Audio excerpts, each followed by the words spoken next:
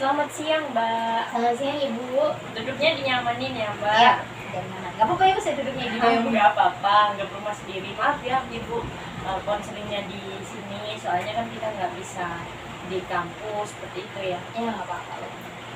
Namanya Mbak siapa? Nama saya Francisca Kabrinuko. Biasa dipanggil Francisca atau Rini. Ibu panggil Mbak Rini saja ya. Iya. Oh, kabarnya gimana? Kabar saya ya puji Tuhan baik. Ibu kabar kabar? Alhamdulillah baik. Gimana kuliahnya, Mbak? Ya sejauh ini cukup lancar ya Bu. Saya nggak bilang sangat lancar, nggak lancar juga enggak, ya cukup lancar. Caranya ya aman-aman aja. Alhamdulillah. Nah di sini Mbak Rini ya. Mbak Rini kan pasti kesini kan mau konseling ya sama Ibu ya. Sebelumnya kalau Ibu boleh tahu itu Mbak Rini itu sudah tahu konseling apa sudah melakukan konseling sebelumnya atau bagaimana? Kalau konseling saya tahu ya Bu, karena kebetulan saya kan mahasiswa BK ya. Jadi sedikit banyak saya sudah tahu secara teori seperti apa sih konseling itu. Tetapi misalkan kalau praktek saya jujur saya belum. Kalau praktek saya sebagai ibaratnya konseling, saya belum juga. Paling saya mah bimbingan karir gitu Ibu. Kalau misalkan konseling yang saya tahu yang pelajari sama ini kayaknya belum. Oke, ini Ibu jelaskan aja ya apa itu konseling, terus asas-asasnya sebagai formalitas saja seperti itu ya Mbak ya. Ibu jelaskan ya. Jadi konseling di sini itu maksudnya itu proses pemberian bantuan yang dilakukan oleh konselor pada konseling ini di sini Mbak Rini sedang mengalami hambatan masalah-masalah Mbak Rini, dan Mbak Rini datang ke sini itu untuk konseling untuk menemukan solusi dari permasalahan Mbak Rini. Dan di sini itu poinnya yang menyelesaikan masalah Mbak Rini, yang mencari solusi Mbak Rini itu Mbak Rini sendiri, bukan Ibu. Di sini Ibu hanya menjadi fasilitator, di mana Ibu hanya mengarahkan Mbak Rini agar pikiran Mbak Rini itu terbuka. Di mana sih sebenarnya kesalahan saya harus gimana sih sebenarnya, seperti itu. Yang menemukan solusinya sendiri adalah Mbak Rini. Dan dalam konseling Mbak Rini sudah tahu sendiri ada asas-asas ya, 12 asas ya. Di sini Ibu hanya ambil 3 asas. Yang pertama kesukarelaan. Di sini Mbak Rini sudah melakukan asas kesukarelaan. Mbak Rini datang ke sini dengan sukarela, nggak Ibu paksa. Mbak Rini datang ke sini nggak Ibu suruh kan? Iya. Oke, dan ada asas keterbukaan di mana Mbak Rini ini diharapkan dalam konseling ini tuh mau terbuka sama Ibu tanpa ada yang ditutup-tutupi masalahnya sama Ibu, agar konseling kita nanti itu maksimal dan Mbak Rini itu bisa menemukan solusi atas permasalahan Mbak Rini. Kemudian ada asas kerahasiaan. Mbak Rini sudah tahu sendiri di mana konseling itu pasti kita itu mematuhi yang namanya asas kerahasiaan, di mana semua informasi yang Mbak Rini omongkan sama Ibu, ya informasi yang Ibu dengarkan dari Mbak Rini itu nggak akan bocor ke siapa-siapa, yang mengetahui hanya kita berdua saja. Seperti itu. Mbak Rini sudah ngerti kan? Sudah paham kan? Memang selama ini saya kan juga belajar itu secara teori, bareng secara teori ya Bu. Dan saya ketika saya datang sebagai konselor, sekarang saya melakukan praktek sebagai konselor, saya jadi lebih percaya lagi bahwa memang sebuah asas itu, beberapa asas yang sudah saya pelajari itu memang sangat-sangat dilakukan saat ketika melakukan konseling, dan saya merasa nyaman gitu. Oke, baik, terima kasih kalau Mbak Rini sudah paham seperti itu ya. Jadi bisa kita mulai konselingnya? Ya bisa.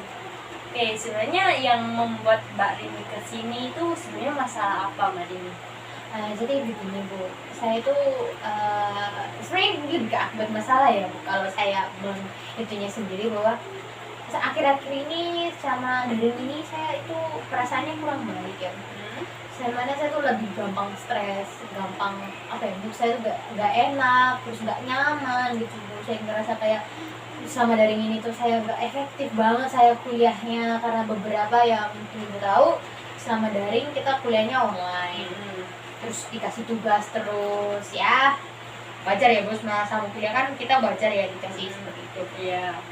Cuma ya itu tadi, kuliah online ya oke, kalau jaringannya baik-baik aja nggak apa-apa. Cuma kan kita kan ibaratnya tuh jaringan kan kita nggak bisa memprediksi sih baik enggaknya dia nanti, lancar dianya tadi. Nah itu menghambat juga penerimaan materi sih. Hingga akhirnya tugasnya itu kan kita kan pasti berdasarkan materi yang diajarkan kan, itu pasti kita ya gimana ya, gak enak juga kalau nanya-nanya terus sama dosen kan. Ibaratnya dosennya sudah itu menjabarkan materinya ya, mungkin karena jaringan jadi kurang baik, akhirnya ya belajar ulang lagi. Nah itu sih masih nggak apa-apa ya Bu. Cuma masalahnya adalah ketika daring, tugas-tugas itu tuh dari tiap mata kuliah, di mana 6 mata kuliah ini kan selalu ngasih tugas tiap hari ya Bu. Tugasnya tiap minggu itu pasti ada tugas. Nah tugasnya itu pun kadang deadline itu kayak 2-3 hari setelah kan Bu. Nah jadinya kan nabrak sih Bu, kayak mepet banget kan Bu. Akhirnya ya saya ya bersama teman-teman saya juga sering kayak curhat-curhat gitu, kayak keresahan kita sama kuliah online ini. Dimana kan kita di rumah di kos itu kan, apalagi saya di kos, saya kan ngurus diri saya sendiri. Saya itu ya walaupun saya nggak pintar-pintar amat, saya nggak mikir-mikir banget orangnya ya, tapi saya kan juga ya butuh yang namanya waktu saya refreshing, saya istirahat apa segala, saya pengen ibaratnya itu menikmati masa muda saya ibaratnya kayak gitu ya Bu. Nah, tapi karena tugas ini tadi aduh jadinya kan kayak apa ya Bu, stres juga karena ya belum deadline-nya itu kuat. Nah namun masalah yang paling yang bikin saya stres itu adalah Bu, yang lainnya saya masih oke-oke aja Bu, karena ya saya rasa saya nggak sendiri. Nah masalahnya adalah saya tipenya ngumpul tugas itu ibaratnya deadline-nya, misalkan deadline-nya itu 2 jam sebelum atau 3 jam sebelum itu saya udah ngerjain dari hari kemarin udah selesai. Terus saya kebiasaan itu sebelum 2 jam atau 3 jam sebelum itu saya periksa dulu 2-3 kali.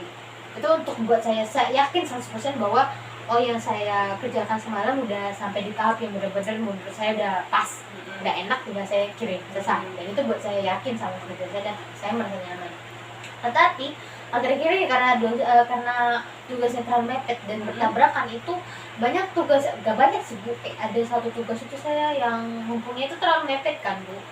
Karena terlalu mepet, saya lupa sih, saya udah ngerjain, tapi ibaratnya tuh saya lupa sih Bu, karena ya tugas hari itu tuh bukan tugas satu aja yang dikumpulin kan.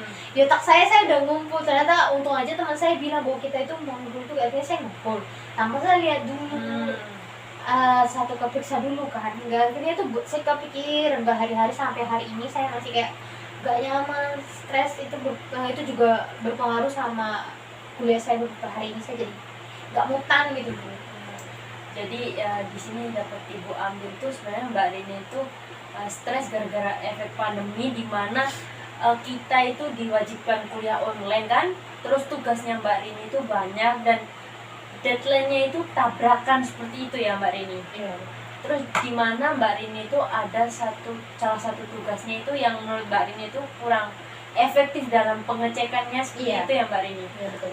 Dan di situ Mbak Rini itu merasa stres. Kalau Ibu boleh tahu itu stresnya itu seperti apa? Saya tuh kayak nggak yakin gitu. Aduh, tugas saya aman nggak ya? Pas nggak ya? Apa sesuai yang kemarin aku kerjain nggak ya? Apa masih kurang nggak ya? Saya tuh tipenya kayak saya mikir gitu, aduh pas nggak ya? Saya tuh kayak kepikiran terus sama tugas saya takut itu bakal membuat nilai saya jadi anjlok atau gimana gitu. Tapi menurut Mbak Rini, pas Mbak Rini mengerjakan itu apa belum maksimal seperti itu tugasnya? Kalau masnya nggak maksimal, saya ya maksimal. Saya akan merasa maksimal ketika saya tuh ngerjain dulu gitu kayak. Soalnya kalau saya nggak periksa itu saya nggak kurang apa ya, kurang baik. Kayak sesuatu dalam diri saya tuh ngerasa kayak kurang pas atau kurang nyaman gitu. Saya berarti kayak nggak yakin gitu apa yang udah saya kerjakan kemarin, karena kalau saya nggak periksa dulu. Itu tadi Mbak Rini bilang itu salah satu tugas saja ya, bukan semuanya. Enggak semua. Kalau boleh tahu itu mata kuliah apa Mbak? Mata kuliah itu Bu, konseling kelompok. Oh, konseling kelompok. Jadi di sini Mbak Rini itu menurutnya belum maksimal gitu, karena belum dicek. Iya. Oh. Terus yang membuat Mbak Rini kepikiran itu ketidaksempurnaan yang saya punya Bu. Berarti kan saya takut sih Bu, kalau itu sih nggak sesuai yang saya harapkan gitu. Tapi kenyataannya apakah beneran nggak sesuai apa bagaimana? Saya nggak tahu Bu. Tapi saya tidak seperti lihat. Tapi kenapa Mbak Rini kok bilang nggak sesuai yang seperti saya harapkan seperti itu? Karena ya saya gak yakin sama, ibaratnya tuh saya takut dosen saya bakal marah ke saya takut dosen saya akan kayak apa ya, jadinya nilainya tuh jadi nggak bagus. Padahal apa ya, saya tuh tentunya sebagai mahasiswa saya mau nilai saya bagus. Tapi di sini tadi kan Mbak Rini sudah mengerjakan secara maksimal menurut Mbak Rini kan. Ya, Bu. Terus kenapa Mbak Rini selalu kepikiran pekerjaannya itu tidak maksimal? Nah, sedangkan Mbak Rini itu pasti kan, Mbak Rini kan orangnya menurut Ibu kan perfeksionis ya, dimana Mbak Rini itu pasti memberikan yang terbaik untuk mata kuliah itu. Nah, kenapa di sini Mbak Rini kok selalu memikirkan saya nggak maksimal dalam mengerjakannya? Itu bagaimana? Ya seperti itu tadi, Bu. Saya takut dosen saya bakal marah, saya takut dosen saya bakal kecewa, saya nggak mau nilai saya hancur gara-gara satu tugas itu aja. Saya takut ya. Saya juga rada bingung sih, Bu, sama diri saya sendiri ya. Karena teman-teman saya ya biasa aja. saya juga gak tahu saya yang salah, saya yang berlebihan atau teman saya yang kesantuian. Tapi apakah dosen Mbak Rini marah-marah pada kenyataannya? Enggak sih, saya nggak tahu diperiksa apa belum. Tapi Mbak Rini tetap memikirkan kegagalan Mbak Rini itu tadi ya, yang nggak ngecek gitu tadi ya. Iya sih. Terus harus gimana, Bu? Jadi di sini tuh sebenarnya Mbak Rini itu ada baiknya, ada nggak baiknya. Di mana itu Mbak Rini itu baiknya itu orangnya itu teliti, di mana Mbak Rini itu harus memaksimalkan semuanya. Menurut Mbak Rini itu harus melakukan yang terbaik, maksudnya harus mengecek dulu. Nah, yang tidak baiknya itu mungkin menurut Ibu di sini tuh Mbak Rini itu apa ya, kayak terlalu kepikiran sama salah satu itu tadi. Berarti saya mesti gimana, Bapak? Saya harus mengubah diri saya? Menurut Mbak Rini bagaimana? Mbak Rini apa mau tetap seperti itu, kepikiran seperti itu, apa mau berubah? Saya ya sebenarnya nggak mau seperti itu, Bu. Karena itu yang menjadi alasan kenapa saya datang ke sini. Ya, saya jujur saya pengen kayak teman-teman saya yang kayak udahlah tenang-tenang aja, yang penting udah ngerjain. Seperti itu, saya pengen kayak mereka, tapi saya nggak tahu kok susah gitu. Oh, berarti sebenarnya temannya Mbak Rini itu orangnya santuy gitu ya? Iya. Apa Mbak Rini ingin seperti itu? Iya. Itu tadi Mbak Rini kan bilang ya, nanti kalau Mbak Rini salah itu dosennya akan marah-marah. Menurut Mbak Rini apakah seperti itu, emang benar seperti itu? Ketika Iya, Bu, karena pernah ya, kan sebenarnya kita kan online, ibaratnya offline dulu kan. Karena salah satu teman saya tuh ya begitu, salah satu tugasnya salah, akhirnya ya dimarahin. tapi apakah ketika yang membuat kesalahan itu Mbak Rini ya, itu apakah dosennya akan marah juga sama Mbak Rini? Iya, Bu, karena kan saya salah di sini ceritanya. Tapi apakah pengerjaan Mbak Rini itu benar salah? Ya saya nggak tahu sih, Bu, ya. Tapi kenapa selalu Mbak Rini bilang kalau itu salah? Karena saya nggak yakin. Apa yang membuat Mbak Rini nggak yakin? Masa depan, Bu. Emang Mbak Rini bisa mengetahui masa depan Mbak Rini itu seperti apa? Nggak tahu. Tapi kenapa selalu seperti itu? Karena saya terlalu takut pada masa depan yang saya sendiri nggak tahu sebenarnya apakah benar terjadi. Iya, seperti itu memang. Saya terlalu takut kepada apa yang saya nggak tahu ya, Bu. Apakah saya salah ya? Menurut Mbak Rini apa benar seperti itu? Enggak. Terus tadi Mbak Rini kan bilang ya ingin seperti teman-teman Mbak Rini. Teman Mbak Rini itu seperti apa? Teman saya ya, kalau kita ngerjain tugas ya saya masih kayak pikiran, teman-teman saya udah kayak udah sih santai aja, yang kan udah selesai, yang penting kan udah ngumpul, udah ngelakuin yang terbaik gitu. Nah, di sini kira-kira menurut Mbak Rini itu sebenarnya yang salah itu Mbak Rini sendiri apa tugas Mbak Rini? Saya sendiri, Bu. Kenapa seperti itu? Karena ya saya terlalu, ibaratnya itu terlalu takut kepada apa yang sebenarnya itu belum tentu benar. Saya terlalu apa ya, ibaratnya itu ketakutan yang ibaratnya nggak penting ya Bu ya. Karena setelah saya pikir-pikir ya Bu, teman-teman saya tuh biasa aja, dalam arti kita itu kan ngerjainnya bareng-bareng juga, kita susah-susahnya bareng-bareng, senangnya bareng-bareng, kenapa saya doang yang kepikiran gitu Bu? Iya Bu, saya terlalu bodoh.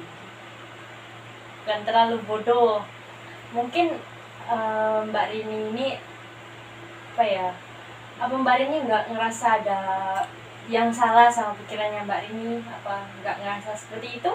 Ya setelah saya konsultasi itu sih saya ngerasa sih Bu, sepertinya pemikiran yang saya yang salah. Ketika Ibu bilang tadi bahwa saya tuh nggak bisa memprediksi masa depan, sepertinya memang saya terlalu berpikir seperti itu tadi Bu, kayak membayangkan masa depan itu seperti yang saya takutkan. Tapi pada kenyataannya kan belum tentu seperti itu, begitu ya. Iya. Mbak Rini kan tidak tahu ya masa depan itu seperti apa. Apa Mbak Rini tahu masa depannya Mbak Rini itu seperti apa? Enggak Bu.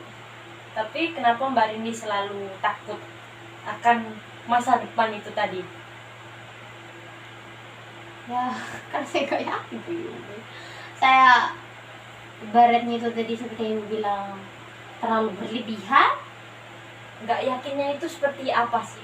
Kayak kan sebenarnya saya bilang tadi tuh Bu, kayak takut dosen saya marah, pekerjaan saya salah, kayak nggak lulus. Tapi pada kenyataannya bagaimana? Belum tentu. Terus kenapa masih takut? Ya Bu, sepertinya cuma saya yang salah, saya yang terlalu fokus ke pemikiran saya yang salah itu tadi. Mungkin memang sebaiknya tuh saya lebih, ibaratnya itu jangan sok-sokan lagi memikirkan prediksi seperti itu.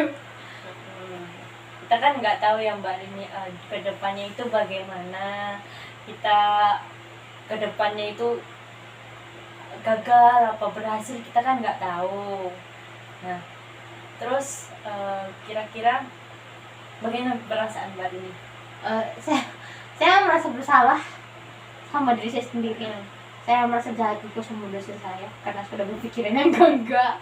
Tapi sekarang Mbak Rini sudah tahu di mana kesalahan Mbak Rini. Iya. Kalau boleh Ibu tahu itu seperti apa? Saya sadar akan kesalahan saya yang ibaratnya itu terlalu gak realistis ya Bu, ibaratnya. Karena saya memprediksi sesuatu yang ibaratnya itu belum tentu benar terjadi. Yang saya sendiri nggak yakin juga apa benar seperti itu. Saya nggak tahu. Saya ibaratnya itu saya pengen enjoy, tapi pikiran saya nggak ikut enjoy sama yang saya mau, hingga akhirnya mungkin kedepannya harusnya saya tuh lebih kayak menerima kalau memang itu terjadi ya jangan sampai terjadi lagi, menghindari apa yang sudah terjadi. Sampai penting adalah kesadaran saya sendiri supaya saya itu lebih kayak menerima kenyataan seperti apa, jangan fokus kepada apa yang menurut saya itu belum tentu terjadi. Di sini kan Mbak Rini kan orang teliti itu kan itu merupakan sebuah kelebihan, bukan seperti itu ya.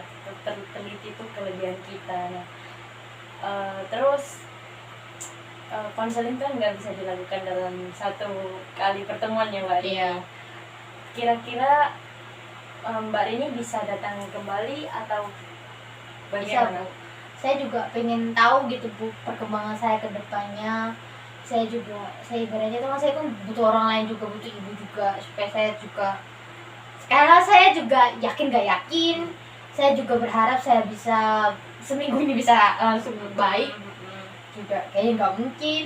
Jadi saya harap ibu tetap bersedia membantu saya ke depannya. Mungkin konselingnya akan berkali-kali saya meminta bantuan dari ibu.